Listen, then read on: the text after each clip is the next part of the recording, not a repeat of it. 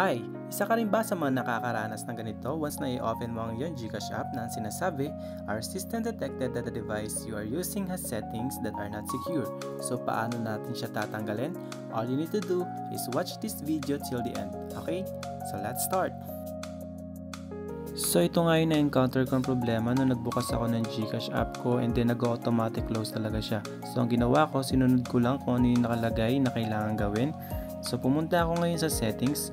Okay, punta kayo sa settings ng phone nyo and then hanapin nyo lang yung apps. So ang phone ko is Redmi 90.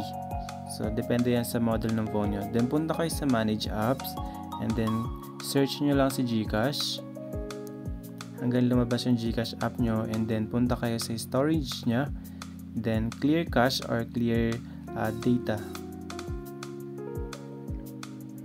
So ayan, clear cache ko lang or clear data, kahit alin dyan. Pagkatapos, balik kayo dun sa pinaka front ng settings. So ayan, then punta kayo dun sa about phone.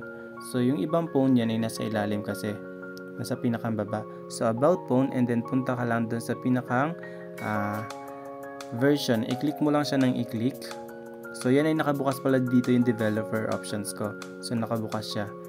So hindi ko na kailangang pindutin yung developer options ko para mag-open. Then pumunta ako sa search nyo na lang yung developer option kung hindi nyo makita after nun pagbukas ninyo. So ang ginawa ko dito ay pumunta ako sa additional settings. Then diyan ko kasi makikita yung developer options. So nag-scroll down lang ako, yan, developer options. I-close mo lang siya. So ganun lang pala kadali. I-close mo lang yung developer options. Okay, turn off mo. Okay. Then let's see kung gagana yung GCash natin. Kung gagana na. Kung mag-open na yung GCash app natin.